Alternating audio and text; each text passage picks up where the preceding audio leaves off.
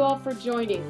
Others may join, but we want to get started and honor your time. I'm Lori and Alexandra. I work at Antioch University, and I've been organizing this campaign that we call Antioch Works for Democracy, which has had a range of speakers and panels and events. Some of you have joined some of those.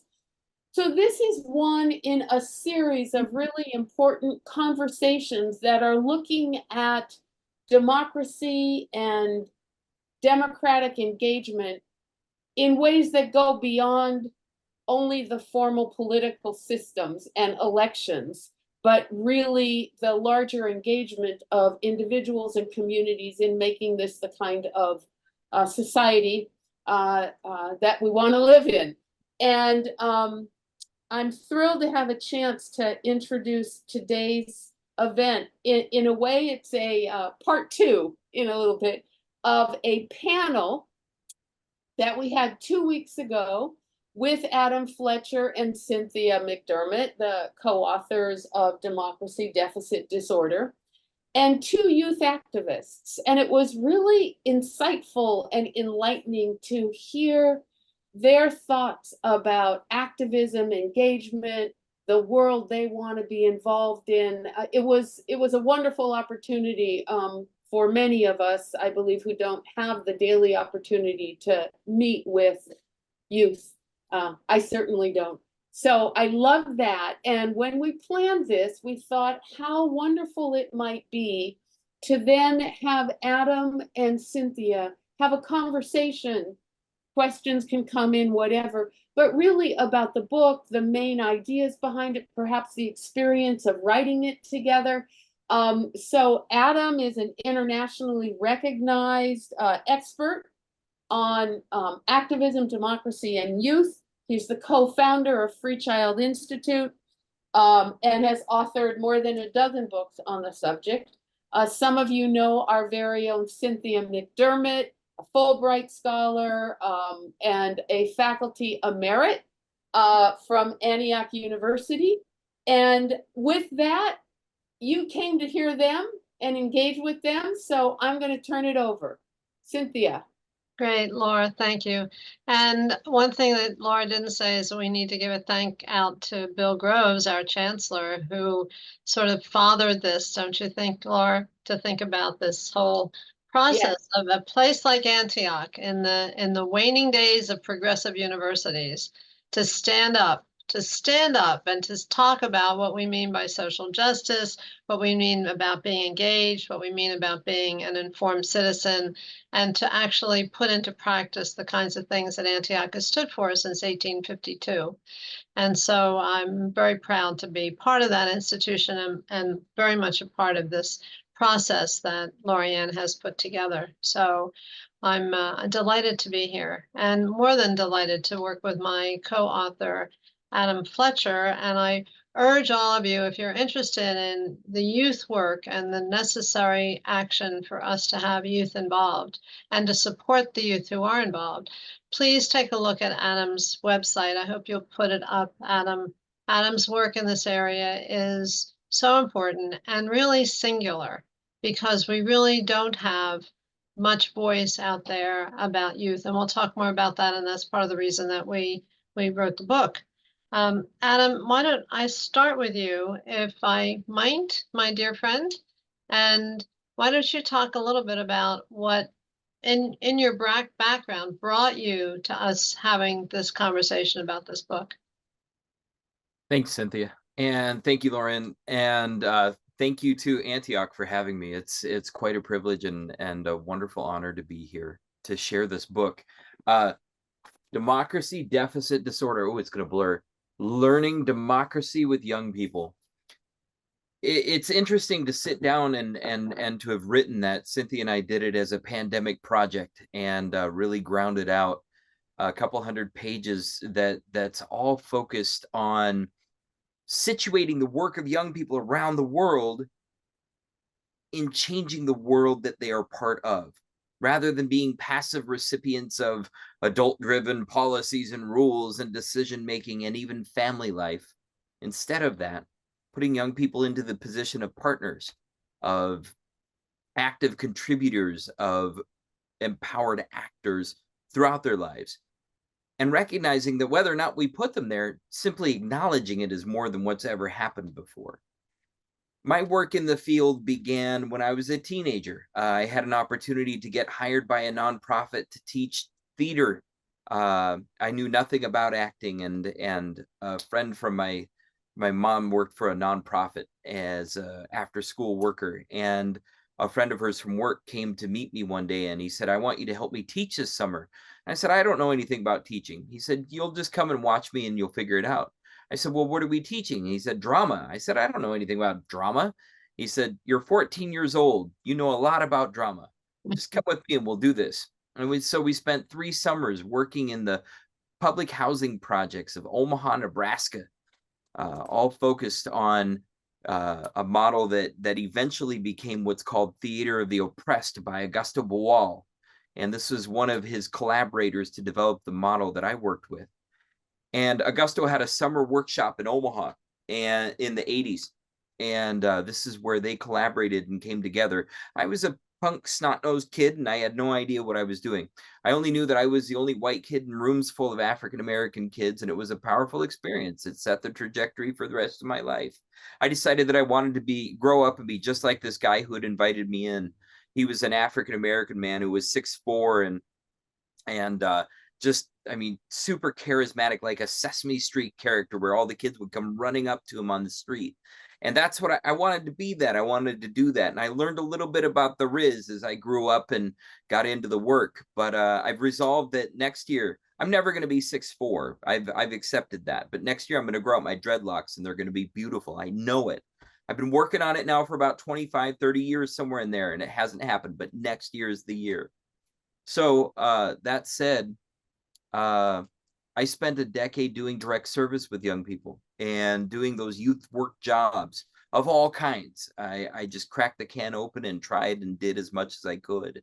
I served 2 terms in AmeriCorps, working with Kurdish and Iraqi refugee families in the Midwest, and then running a ropes challenge course out here in the Pacific Northwest up in Seattle for kids who had never been to the woods, kind of thing.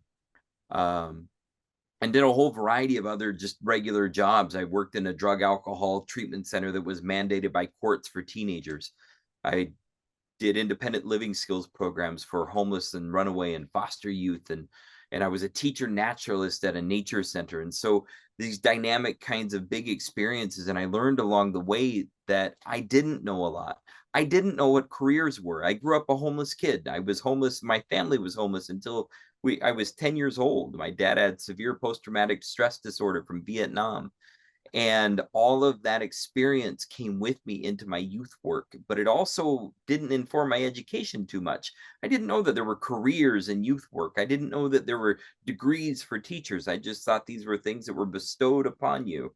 And I didn't get my bestowing. So it took me 8 years to get a bachelor's degree. And when I finally got it, I got it from the Evergreen State College up in Olympia, and got my footing in progressive education and learning, and decided that youth work was where it was at. Youth studies was where it was going to be. But I didn't even know how to do that. Eventually, I got hired by a national nonprofit. It was called the Points of Light Foundation. It was George Bush Sr.'s volunteer promotion engine. I didn't like his politics, but I liked the idea of getting young people involved in their communities. And that's what I spent a year doing in this fellowship kind of program, working across Washington State and learning from around the country about youth involvement. It turned out that it was a lot more layered and textured than I ever knew. I thought youth involvement was when we all got together in the gym and talked smack about the people that bothered us, or put together community programs or with something. It turned out that it was a lot more sophisticated than that.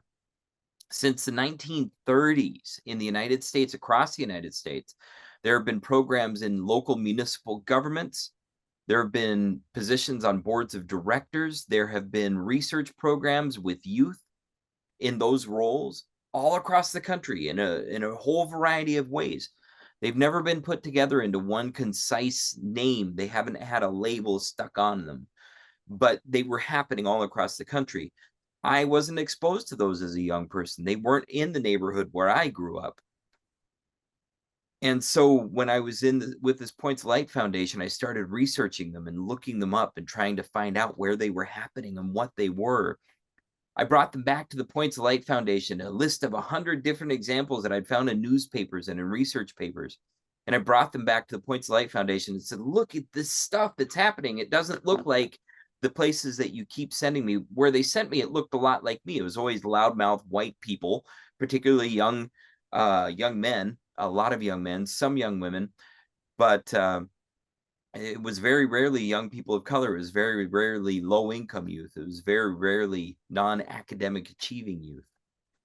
And instead, it was very gentrified. It was very pasteurized, this kind of youth involvement, this kind of youth voice, and then always sounded the same. I was concerned about that. And so I brought these examples to Points of Light and I shared them. And Points of Light said, that's all nice, Adam, but that's not what we talk about here. What we talk about are youth councils for cities and service learning and these kinds of names and labels that were cloaks, it seemed like. It seemed like they were cloaks for opportunity, cloaks for segregation, whether it was racial or cultural or academic or otherwise. And so I put together what I called the Free Child Project back then. freechild.org was all about taking those examples from across the country and around the world and putting them into one concise place. I spent more than 20 years running this Free Child website as a gigantic repository of examples of young people changing the world and just trying to stick it all together. I did conference presentations across the country and in Brazil and the United Kingdom and a couple other places, all focused on young people changing the world, particularly disengaged youth. So Cynthia asked me, I guess it would have been about 2020, 2021, somewhere in there, if we wanted to write a book on it and really put it out. I had already written 50 publications, but they were always by some oddball Adam machination, where I was trying to generate a paper or put together a little booklet or put together a guide or a handbook. And I did a lot of those on contracts for other organizations, but never a published work, never through an academic press. And so Peter Lang picked us up and we ended up putting together Democracy, Deficit, Disorder, Learning Democracy with Young People. It's a compilation of different papers and different ideas, but all around this notion of young people have been fighting to make the United States a democracy literally since the 1780s all the way through to today. And it's going on maybe more now than ever before, but they've always been on the vanguard. They've always been at the very forefront of what saving democracy is all about. So that's a little introduction to myself and this book and where it's coming from. Cynthia, I'm curious, what's your angle? What brought you into this conversation with that brain? I started off as a high school English teacher in Philadelphia. That's my hometown. And I was teaching in a high school that was all Black. I'm not. And I grew up a working class kid. My dad was a firefighter. I grew up in Philadelphia, the heart of democracy in this country. It's the place I learned about falling in love with Ben Franklin and Thomas Jefferson and all the other men and women who gave their lives and their souls and their thinking to create this crazy, crazy thing that we call democracy. And a little side note, Antioch is adopting a journal that's called Taboo. And our next issue is coming out the end of September. And I've done the piece on that, which one of the things that I learned, Adam, recently, because we don't know our history, we only know the history of what people tell us, is that the Iroquois Confederacy was absolutely essential to the creation of our democracy. This Iroquois Confederacy put together 5 of their tribes, and I won't go into all the details of that. You want to read the article, it'll be in Taboo free after the summer. And they believed that people came together to make decisions. They had a 3-part government system. You'll like these women. It was a matriarchal system. And so the women decided who would run who are the chiefs. And if the chiefs misbehaved, the women just threw them out. I like that. By the way, you see my pin? IRA now. We're back to it. So Adam, to answer your question, I've always been fascinated by this concept of democracy, particularly when you look around the world. I mean, I've lived abroad. I lived in Sarajevo, which is not a democracy. I lived in Moldova, not a democracy. I lived in Poland, not a democracy. And I'm so fascinated and scared that we can't hold on to it. That anecdote that happened in 1787 when the old man, Ben Franklin, is leaving Constitution Hall and some woman walks up to him and says, by the way, there's no actual proof that he said this, but it's a good story. Walked up to him and said, Dr. Franklin, do we have a democracy? And he turned to her in his usually quippy fashion and said, Madam, we have a republic if we can keep it. And that's as close as we've gotten to a democracy because it's not one person, one vote. In the Iroquois Confederacy, it was one person, one vote. They had equal representation throughout the communities, and we don't have that. And part of it is the Electoral College, and we could talk about how that happened. And because I think, Adam, it's really important for us as Americans to know our history, to understand how we got here, to understand the value of what we believe. What do we believe? Why do we believe it? And the conversation that's happening across the nation right now about, oh, democracy might die with this election. Democracy is a fragile thing no matter who gets elected, because it's not just about the president, it's about the Congress, it's about the governors, it's about the jurist system, it's about the Supreme Court. And understanding how all that works and understanding our role in it is extraordinarily significant, because without our constant action, who's going to make the decisions if we don't make the decisions? That's why it's hard to listen to people say, well, I'm not going to vote, it doesn't matter. It does matter. It absolutely does matter, even if you don't like who you're voting for. And really what we're lifting up here, young people, right? When Cynthia and I are talking about young people, and when we get into this in the book, we're doing the whole range. We're not talking about 18 to 25. We're not talking about 25 to 35. We are talking about young people as in children, all the way through high school, 18, 19, all the way through college into their adulthood, and whatever we see as adulthood given the environment. The dilemma is that a lot of those people, 26% of the United States population, does not have the ability to vote, to run for office, to participate in the ways that you just said, Cynthia. And so I think it's important also to recognize that democracy is more than the formal structures that you just laid out, right? Exactly. And that's what you were getting to. And what brought me to this thinking is because I've been a teacher. So, I taught high school English in Philadelphia. I lived with the kids in the neighborhood. I walked to school with the kids in the neighborhood. The last grade I taught in public school was kindergarten in Compton. I have my own kids and I have grandkids. And I know a lot of people that have kids. I also know people have cats. It's okay. I'm not a cat person.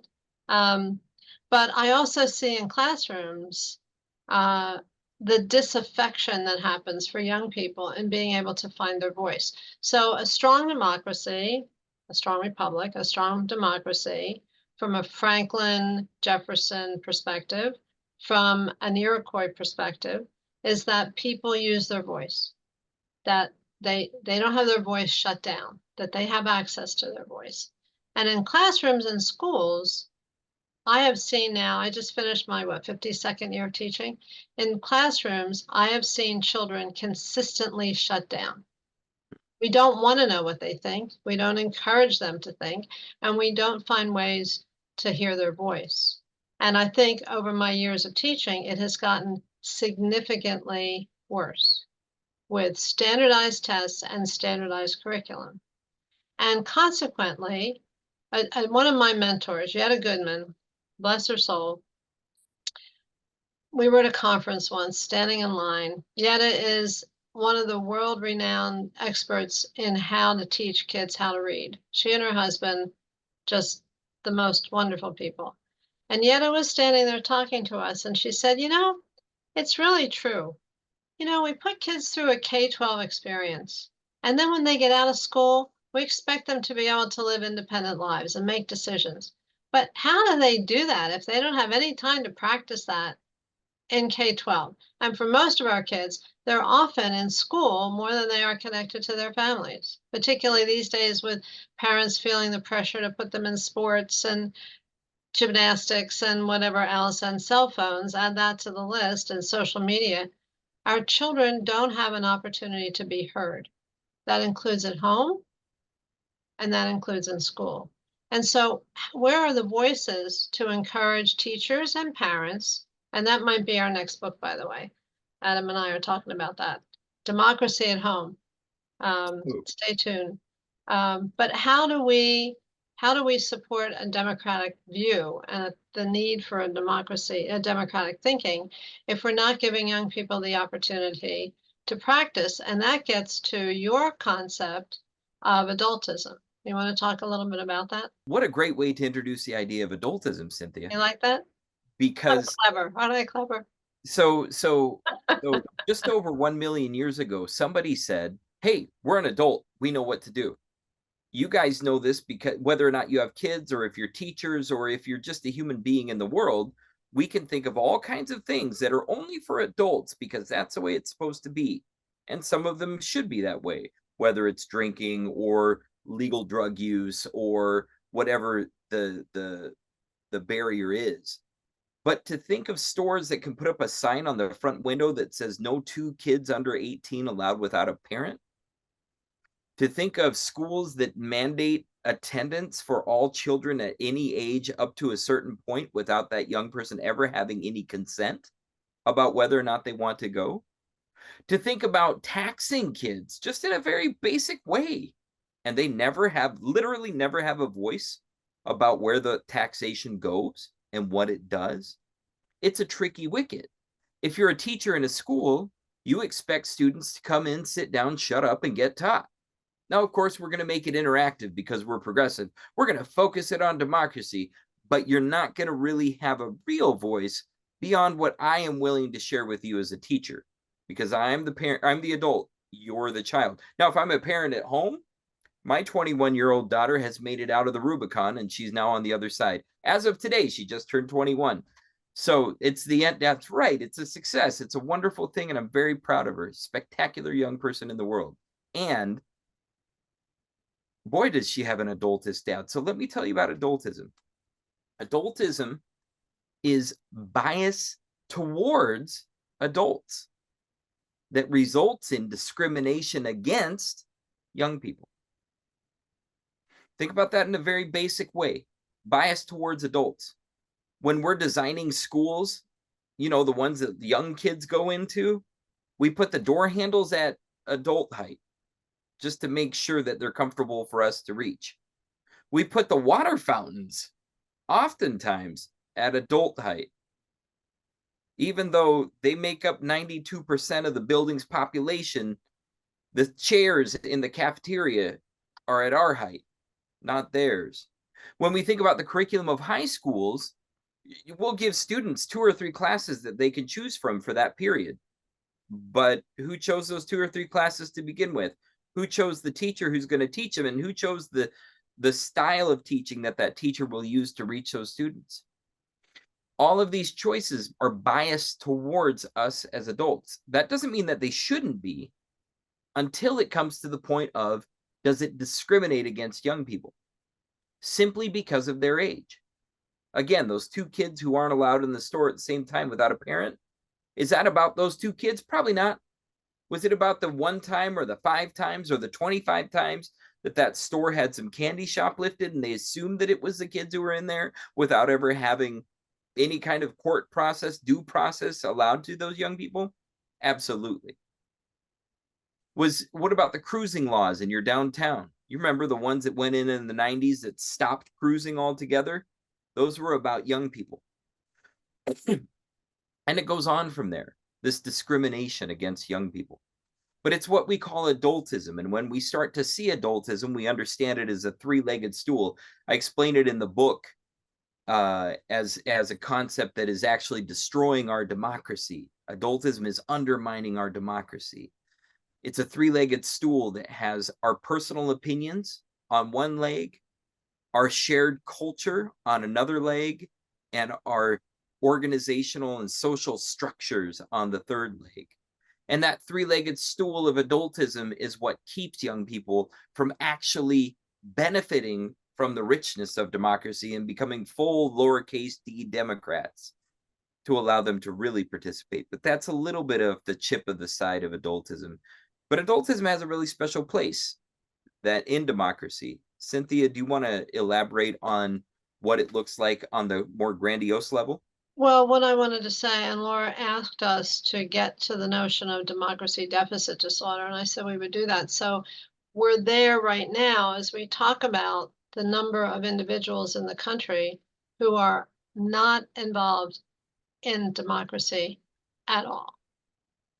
So we're following through on this notion that we just heard from Adam about the exit from process of the young people. And Holly, at some point, I would love to talk with you more about that, because Holly told us there's been more movement in K-12 education over the last decade for voice and choice and student agency. And I feel that is not getting to the heart of having their voice heard beyond the curriculum. Thoughts on that and how education advocates can move our classrooms more toward voice. And I wrote back to Holly and said, boy, that's not my experience. All the teachers I work with are like this. But Holly, oh, go ahead. Sorry, no, Cynthia. but to talk about the deficit, the deficit occurs when not everyone has access to being engaged in the democracy. But go ahead, Alan, talk to Holly. On two sides. First thing, Holly, in 2021, I was hired by Washington State's Office of Superintendent of Public Instruction to be their first ever student engagement specialist. I spent 5 years leading an action research project where I talked to just about 3,000 different students and teachers annually about what is student engagement to you. The agency had about this much width to be able to talk about it in the time of No Child Left Behind coming down the mountain.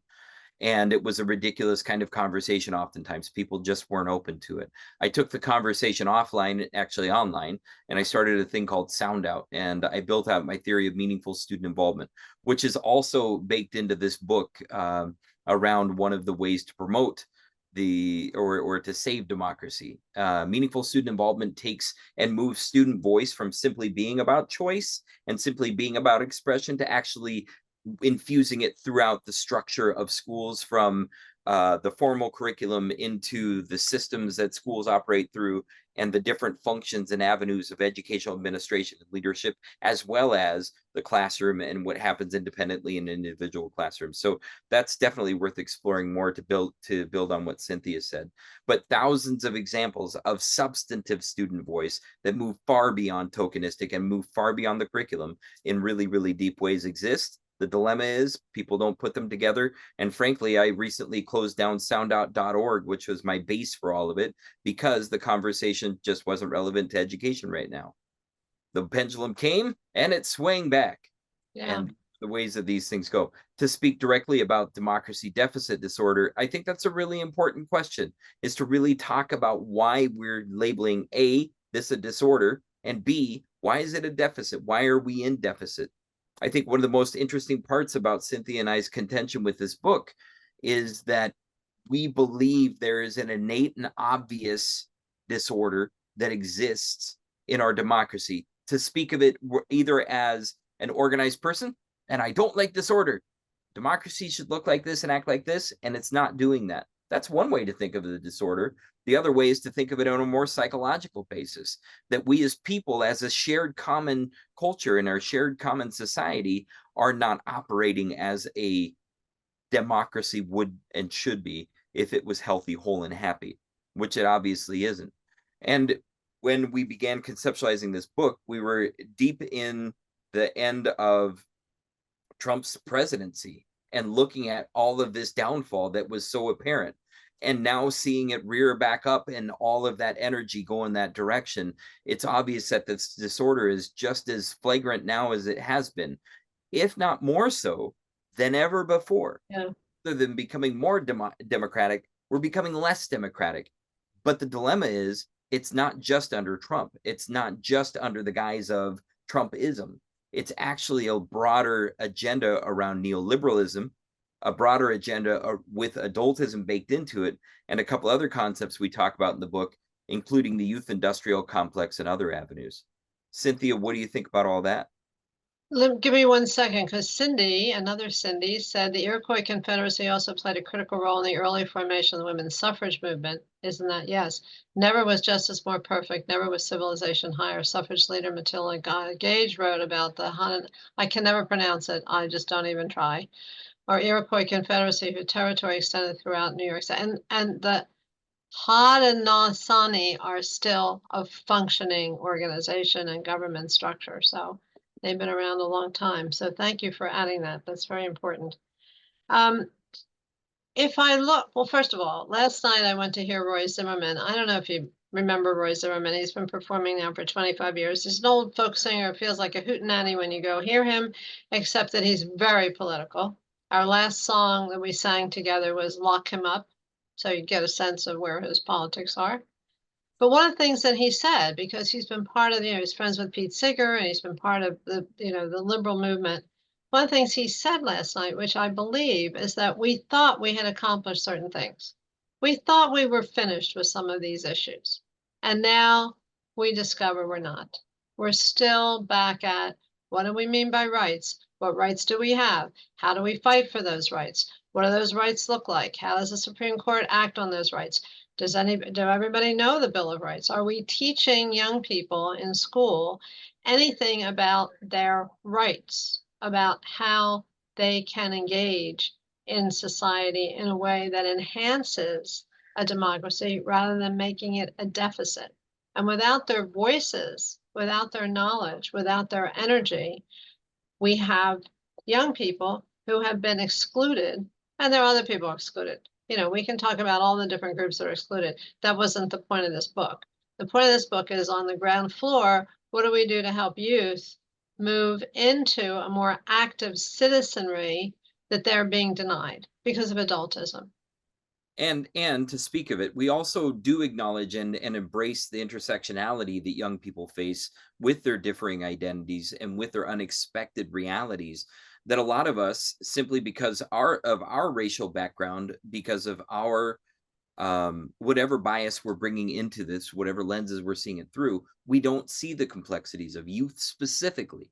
So it's not necessarily singularly that they're young. It's not necessarily singularly that they're under 18, but it is that intersectionality that complicates the entire situation, no matter who they are, whether it's a neurodivergence, whether it's a mental health, whether it's racial or identity or any other issue that is so humongous in its own.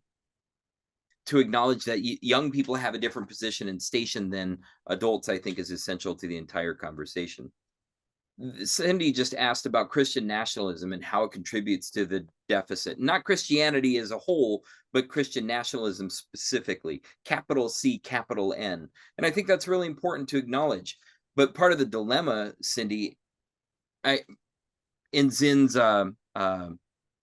People's History, he cites at the very beginning of the book Protestant minister from the 1500s in America talking about beating the devil out of children. Mm-hmm.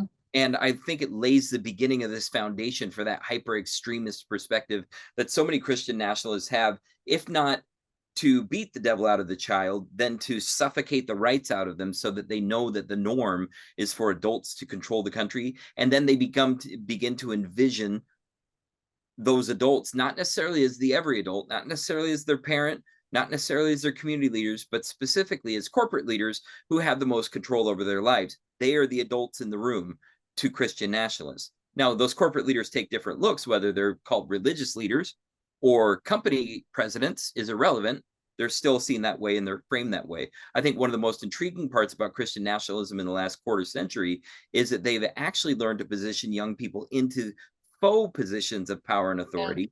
Yeah, right. Where Jesus Camp was a great documentary that came out in the 2000s that did this, that showed us how they broadcast and incubate young people into believing in the activism of Christian nationalism, so that they think that their voices can only be heard within the church and can only be heard through extremist activism that's focused on enforcing their beliefs over everybody else. So it's definitely a key to it, but it's not singularly responsible. Because again, in a similar way, neoliberalism has been used as a frame to embrace youth voice in order to perpetuate and habituate the control of adults, the control of corporations, and the control of singular leaders rather than the power of the multitudes in the ways that that is affecting our country and the world every single day, despite what those confining forces want to be that way. Well, and Cindy, I think you make a good point, because those beliefs and practices are inherited. You know, it's very difficult if you grow up in a household that has a certain set of very strong beliefs for a child to reject those. You know, I mean, you hear young people, 5-year-olds, 6-year-olds, 7-year-olds saying, I'm going to vote for Trump. Okay, all right. Well, you know, where did you get that idea? And has anyone sat down and really talked with you about it? You know, one of the jokes that was being made last night was, you know, if you want to help democracy, go to universal, what's the word I want? Unitarian Church, because in the Unitarian Church, there's no right religious perspective to be held. That's an unusual place in the United States for us to have religious conversations. I belong to a university, I can't say this word, Unitarian Church here in Palos Verdes when I first moved to California, and our minister was an atheist. Yeah, it's kind of unusual. But So he challenged people to think about what they were saying. It was a lovely environment to be able to do that. this brings up an important point that I want to make sure we shine a light on, Cynthia. Towards the end of the book, we devote an entire part of the book towards fighting the democracy deficit disorder. So first thing, we frame the book in an interesting way, at least interesting to me. I wrote the thing, so it seems interesting. But the beginning of the book begins with the end of the democracy deficit disorder. Of course, we elaborate on what the disorder is and how it works and whatnot. And we, like I said, we get into those different elements that I mentioned. But then the second part of the book is all about fighting the democracy deficit disorder. And we extinguish the idea that youth activism is singularly about any one issue. We identify more than 50 different issues that young people are active on across the country, around the world right now, all of which contribute to fighting democracy deficit disorder. But then we get into a really important conversation that I think we're touching base on here. And this is the notion of adults as allies. So we condemn adults by talking about adultism. And we can elaborate on that in a different conversation, but the long story short is adults do sucky things. That's part of our nature. However, we also can engage with young people as allies. This doesn't mean the friendly, weird guy on the corner that hands out strange amounts of candy on Halloween. It means being practical, real allies to young people, specifically because they're young, specifically because we acknowledge our power and authority, and specifically because we want to share that in practical, real ways with young people. It doesn't mean handing over the keys to the car to the 16-year-old and telling them how to, go teach yourself how to drive and have a good day. We know better than that. That's irresponsible. That's irrelevant. That's not the conversation.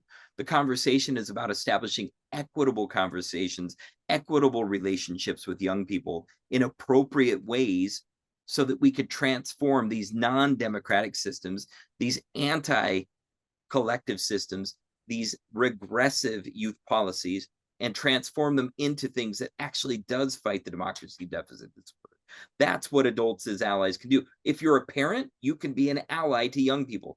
If you're a teacher, if you are a mental health professional, if you're a neighbor down the street, if you're an aunt or an uncle, all of us can be allies to young people. And we can do it in a lot of different ways. The good news is that a lot of this information is online and it's available really easily. The better news is it's in this great book called Democracy Deficit Disorder that really expands on this notion of adults as allies and what that means. But there are practical things that we can all do. And that's the last part of the book, is learning to challenge the deficit disorder. And what we get into are real strategies, real activities, and real ways that that's happening already.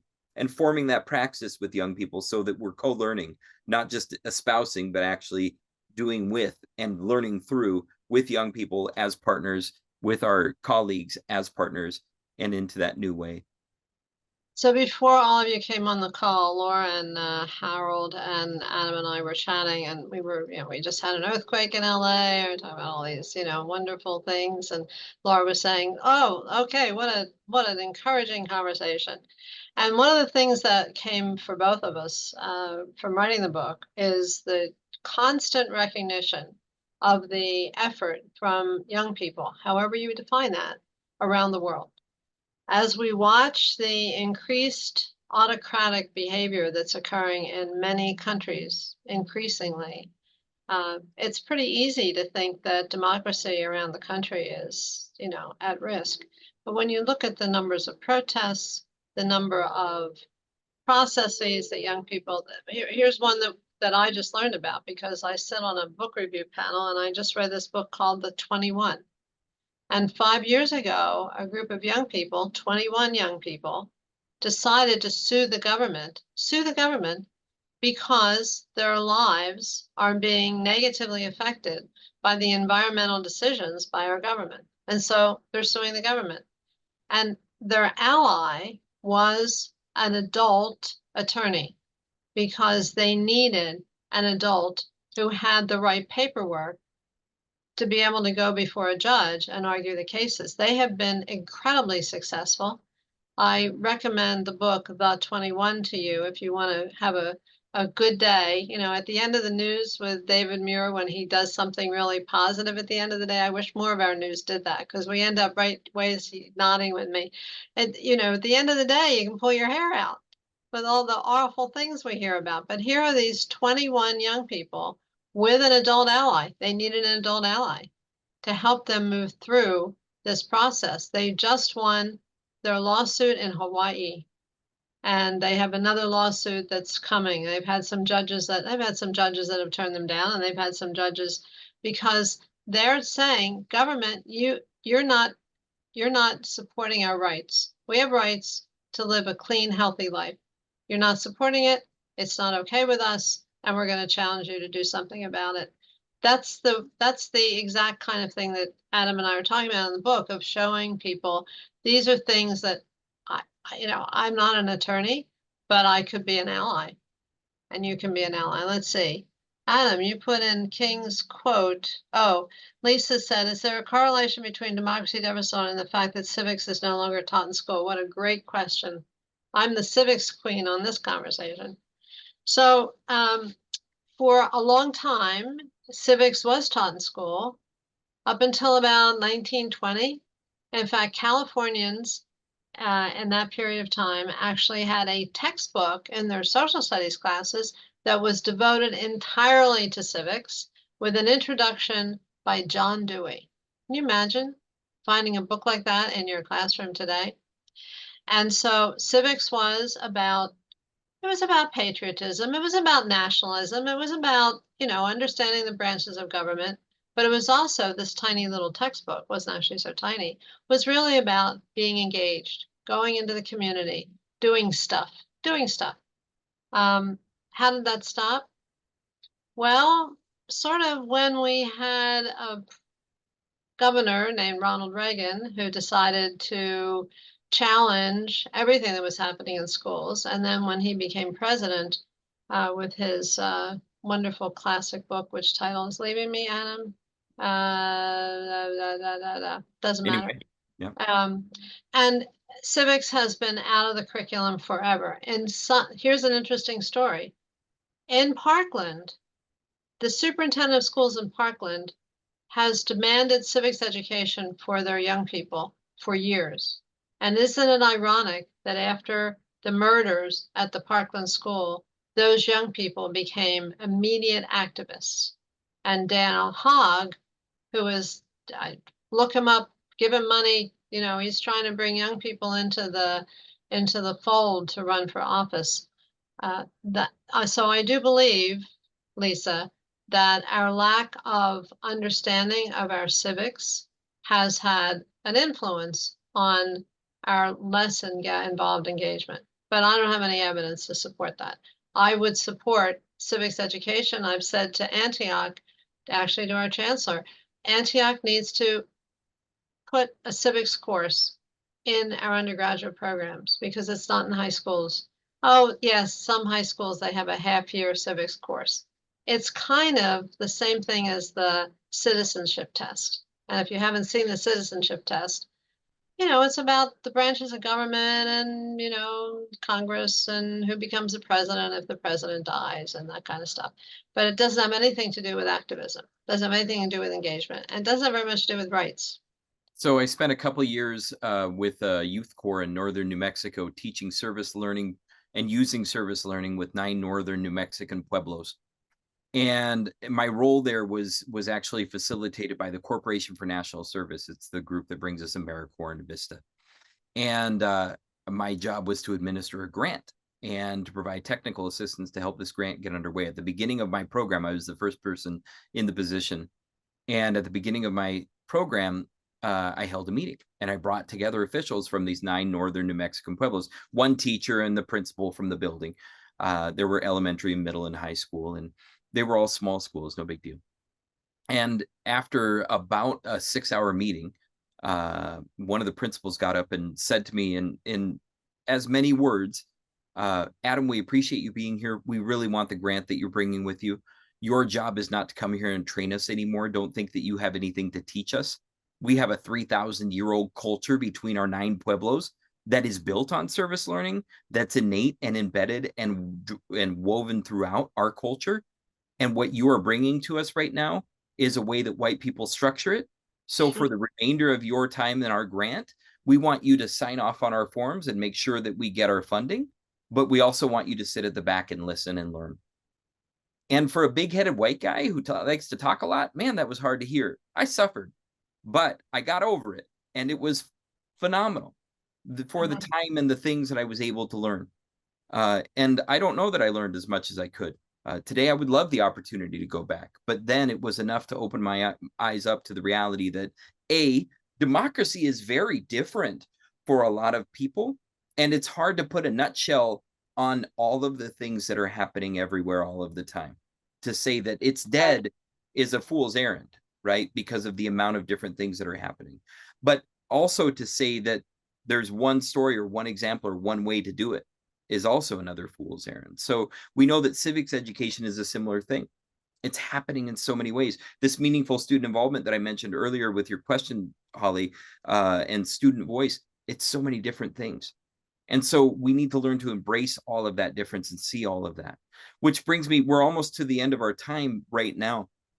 It brings me over to this MLK quote, and I say, I share that right there, but I want to move on to a different quote that I think is equally as powerful, but different. It comes from AOC. Alexandra interviewed Greta Thunberg one day for The Guardian, and she said in the article, and you can read the article, I put the link there at the bottom. One of the things I'm interested in hearing from you is that often people say, don't politicize young people. It's almost a taboo. That to have someone as young as you coming out in favor of political positions is manipulative and wrong. I find it very condescending, as though, especially in this day and age, with all the information with all the access to information we have, you can't form your own opinions and advocate for yourself. I'm interested in how you approach that if anyone brings that up to you. We quoted Alexandra in our book, and part of the reason why I put this quote up here, it's towards the end of our book. So Cynthia cited a great book to reference later on, and we'll put the names of the books here in the chat that we're talking about so that you can have that little list. But I want to leave us with this book, because we do bring a lot of this together. That's what the democracy deficit disorder, learning democracy from young people is all about. It's about that optimism. It's about that hope. It's also about naming the challenges in a very realistic way and drawing them out specifically, not just for ourselves, like we're so prone to do, but with young people as well, and really putting their voices at the front. You got that link earlier to the panel that we did with young people. That was on purpose, so you can hear their voices about this. The other thing that I'll mention is that in September, I'm doing a 6-hour workshop through Antioch University Continuing Education, and it's free to participants. I'm going to drop that link in next. But the long story short is we're going to continue this learning and make sure that it's expanded on so that Antioch as a community has an opportunity for a vibrant conversation, not only about what is bad and what is wrong about democracy, but also what is right and what can be lifted up further, which is our intention through this book and through all of these appearances and different activities that we're doing. I want to respond, Regina. So one of the other things that I am is a bookaholic. So, so it's not a bad addiction. Expensive, but not a bad addiction.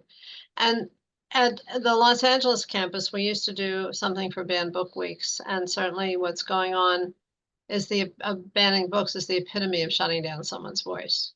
And so, yes, there is going to be a panel in September with the American Library Association of School Librarians, book banning, the panel one day, and the next day we have a Horace Mann Books Upstander Award, and our author, Jonah Winter, who's been banned widely because he's pretty political in his perspective, and his children's book, Banned Book, has been banned, and actually the book, much of it is redacted to make the point about, well, you can't read this sentence because we banned it, you can't read this sentence.